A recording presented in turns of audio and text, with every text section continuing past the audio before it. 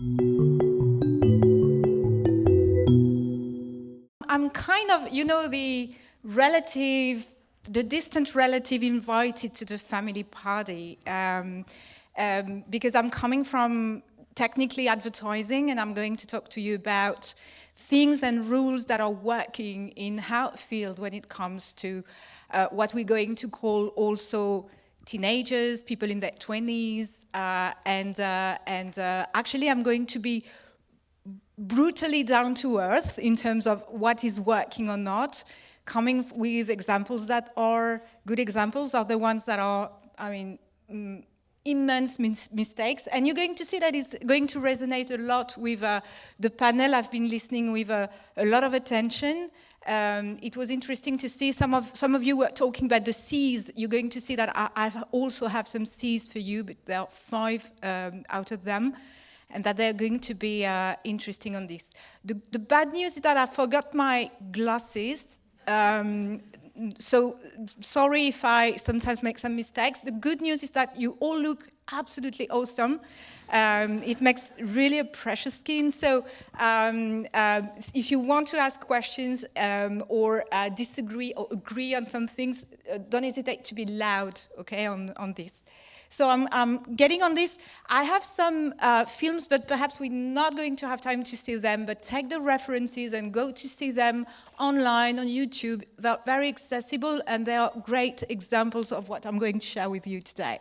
So that's me, that's done. The question we have, what is your age? Okay, we talk about, perhaps we have 4, 5, 6, 10 people here that are representing the Gen Z. Do you have a Gen Z or Gen Alpha available at home? I have. So that's kind of the example we can take.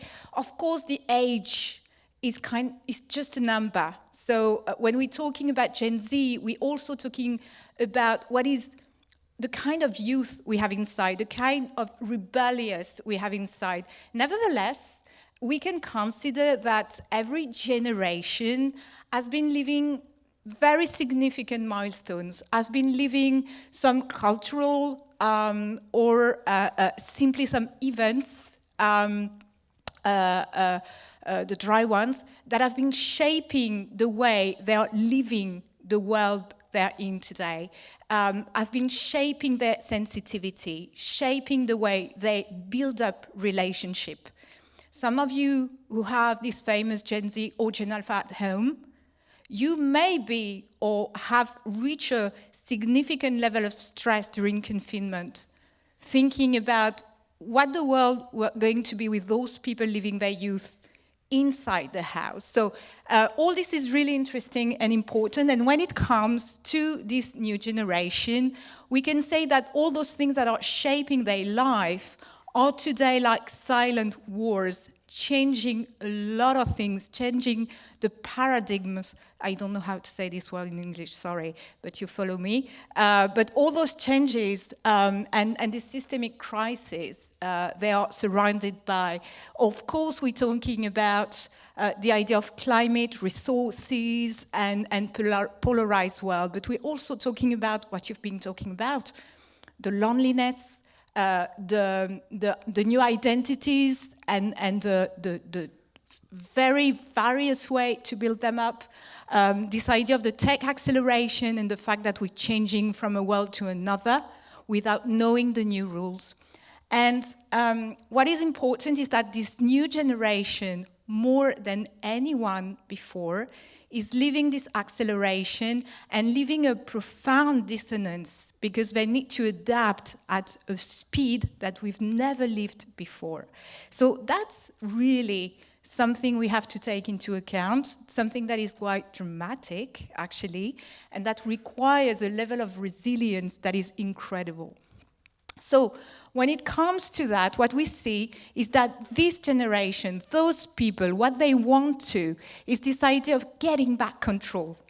They don't want to be, mastered by the times. They want to have a voice.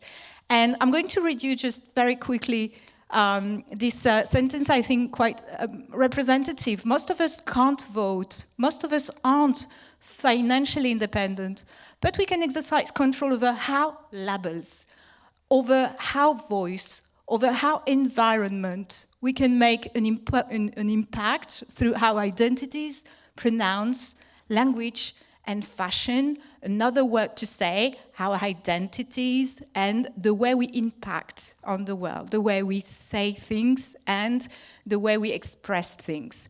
We are in my case, I am in a job that is all about trying to connect with those people and trying to make myself understood and convincing. And when it comes to that, I need to take that into consideration because I work for brands. And of course, the brands, the hot brands, I've been taking that as a constraint and changing that into something quite efficient in terms of creativity, especially. And as you see, it's a way to digest the problem, for example, in this case of environment. You see that a lot of brands have been taking that as an opportunity to become hotter. As we say in advertising, it's a way to build a difference that creates actually a difference that creates the value. And this is interesting, but this is not enough. You need to be even more accurate than that. A proud one. And don't take that assertion as me saying, oh my God, I hate Gen Z, I hate Gen Alpha. I don't fucking hate them. Why would I hate my younger siblings? Why would I hate my nieces and nephews? I like them. Fuck. What I'm trying to say is that shit was different when I was growing up. Notice how, like, in the past few years, we've had a sort of aesthetic apocalypse. Everywhere you look, left, right, there's a new aesthetic. What the fuck is a mob wife? This is your god? When I was growing up, we had emo kids, preppy kids, jocks, and the normal kids. The only aesthetic was Disney Channel. Millennials, you might be like, no, it wasn't. Yes, it was. Think back to how we dressed back then. Every single one of us, no matter what group you fit into, dressed like some character on Disney Channel. I'm not wrong. Now, however, hey, every week I learn something. There's something new. That's it. So my point, being slightly less noisy, is this idea that Gen Z are not going to let themselves be encapsulated in categories or let themselves be understood so easily with something like greenwashing or whatever. So it's quite difficult, and it's also made to measure if you want to communicate with Gen Z. At least what we can say from our experience is that you have like several rules you have to follow. And I think that the panel we had before was quite representative of that, giving already with other words some elements I'm going to share with you. This is tested and approved by a lot of failures when it comes to talk to Gen Z. So believe me when I say that you have 5 elements that are absolutely must and important: consistency, culture, community, creativity, and conscious.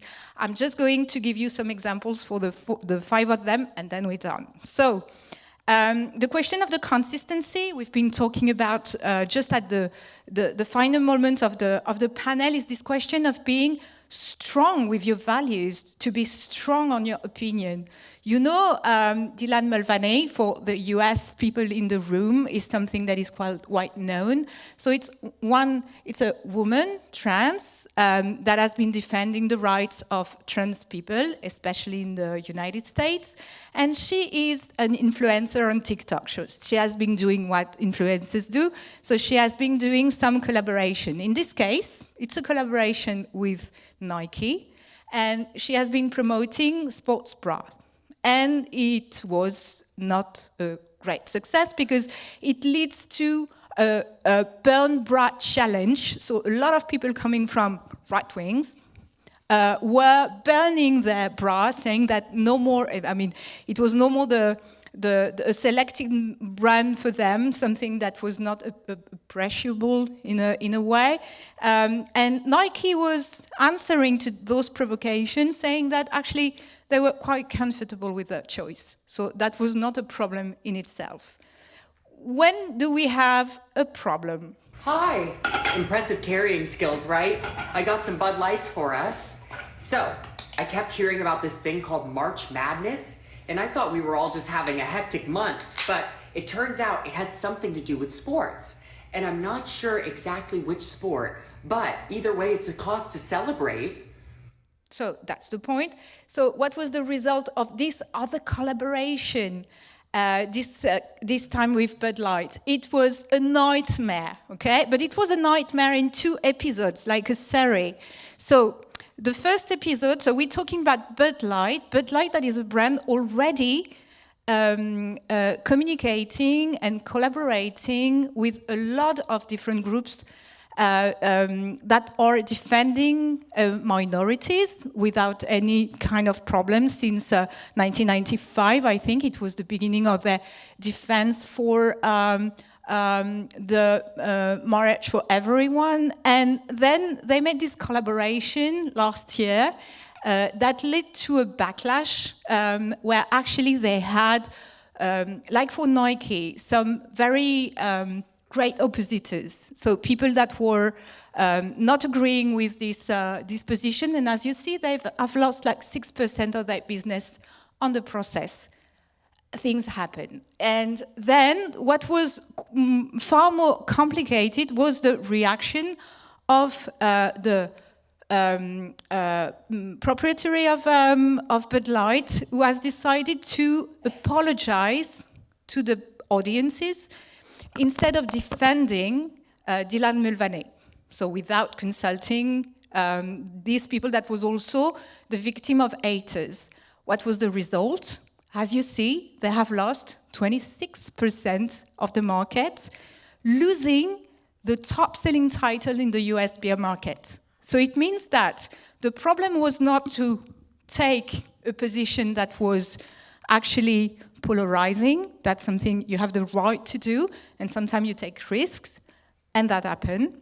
The problem was to change your opinion and actually be the coward in the room, not assuming what your brand has been doing. And in this case, you're not just losing the people that hate you because you take the risk, you're also losing the people that suddenly despise you because you are not acting accordingly to your values.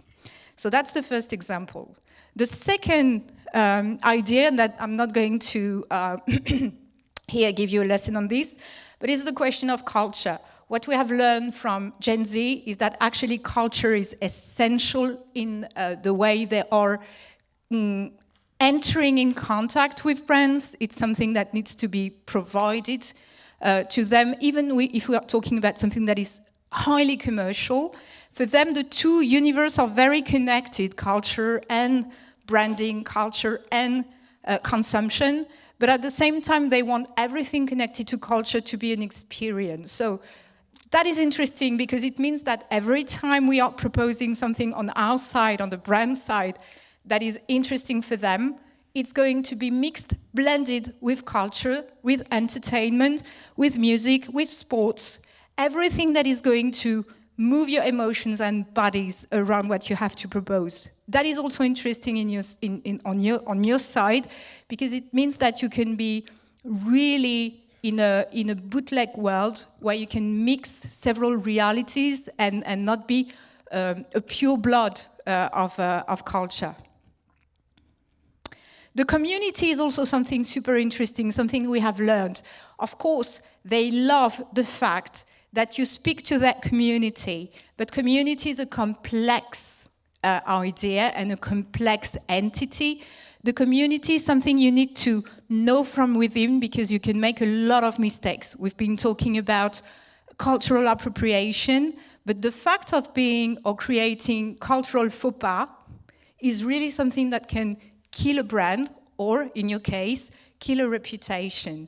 In this case, you know that by heart. You remember Dolce & Gabbana trying to propose actually the portrait of a Chinese woman eating pasta or pizza with chopsticks and failing absolutely on the process. That's something that has been absolutely revolting all the Asian community. And this brand is dead for Asia, especially in China. It was 10 years ago, and they are unable to come back on the market again. So when we're talking about reputation and collaboration with a culture is really important. And I wanted to share with you one example that is an example of something that was absolutely well done. es un aborto. Nuestro país no permite la venta de este producto. Es un abortivo farmacológico.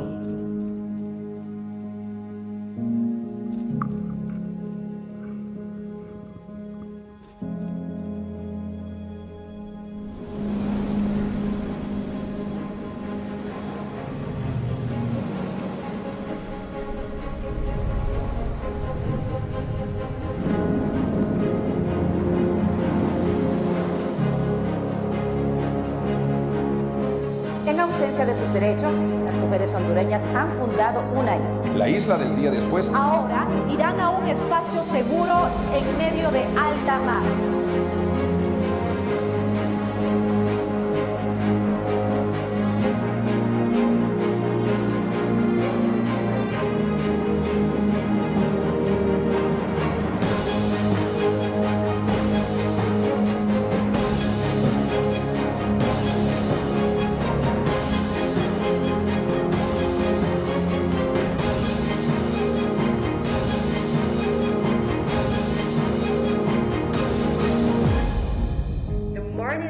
Island, a trip to the future of Honduras. 4 metros cuadrados, a creative solution for Honduran women.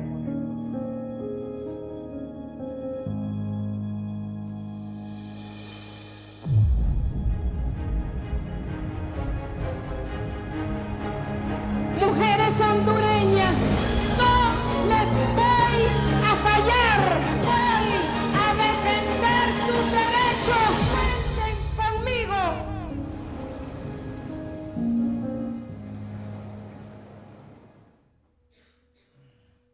Okay, so the point is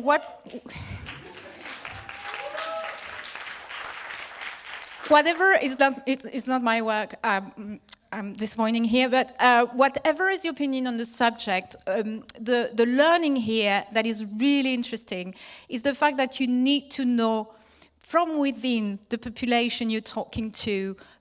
Here we're not saying that women are a minority, but sometimes their opinion is considered to be minor. And in this case, it has been taken into consideration, being really wise on the taking into account the political and ethnological reality of this country to propose this campaign. This is really important. We've been talking about Georgians before. We can be more nuanced in the way they interact with the local culture.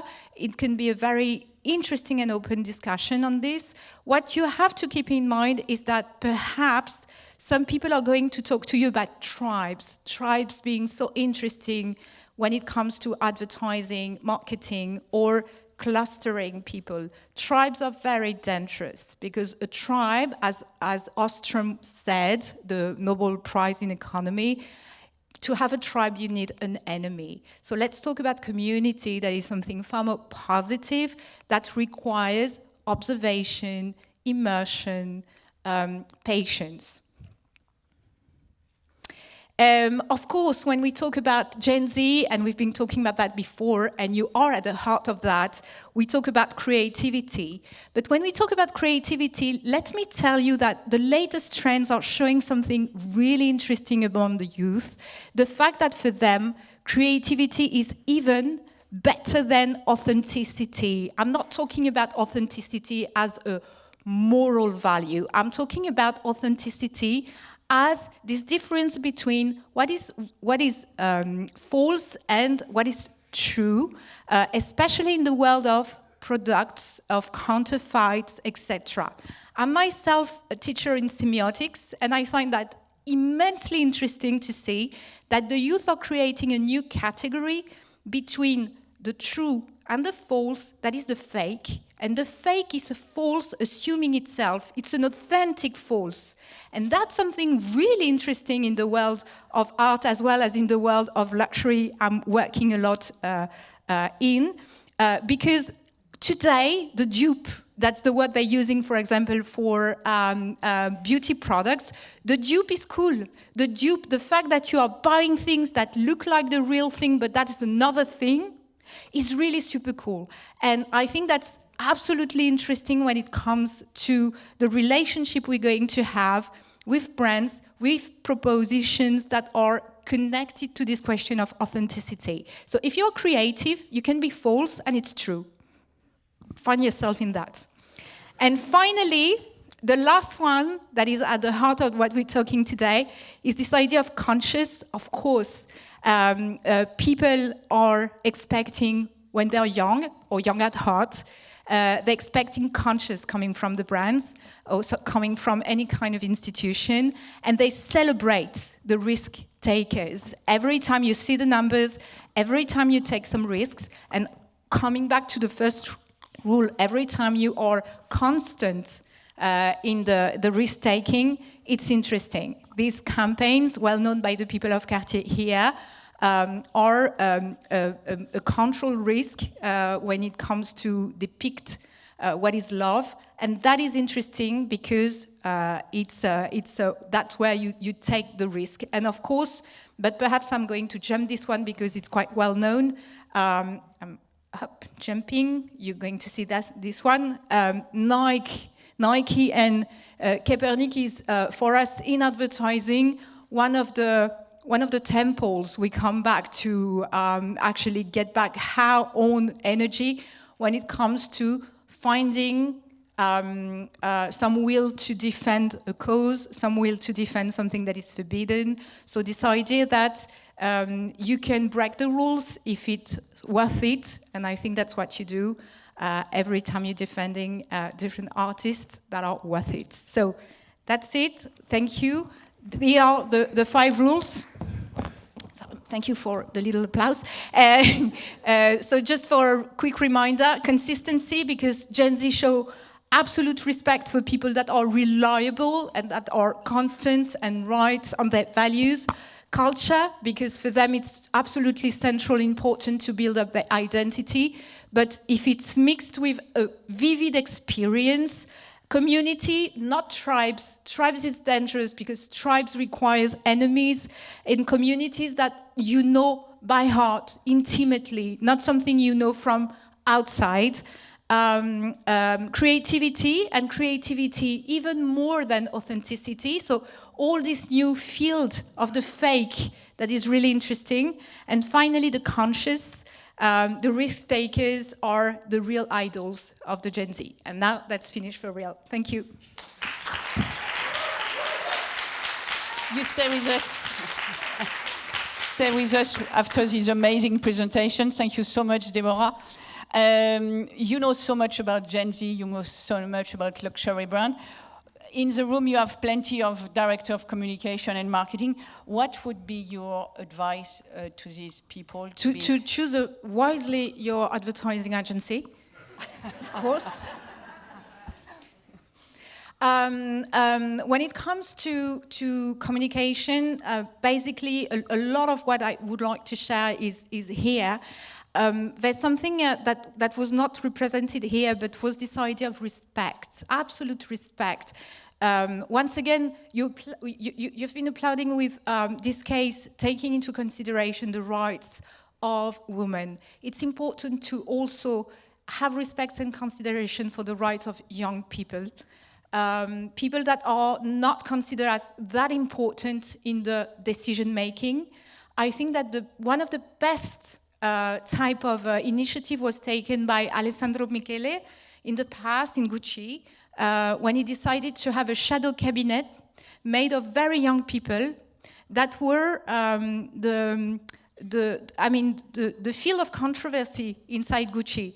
It was a shadow cabinet discussing the decision in terms of marketing, business, communication, taken by grown-ups in order to see if they were interesting enough, respectful enough, changing enough when it comes to having a conversation with those generations. So my point, and that's important, let's have a conversation with them, not talk for them, what we called in semiotic the prosopopée, the fact of giving them a voice without even listening to them. That's my point.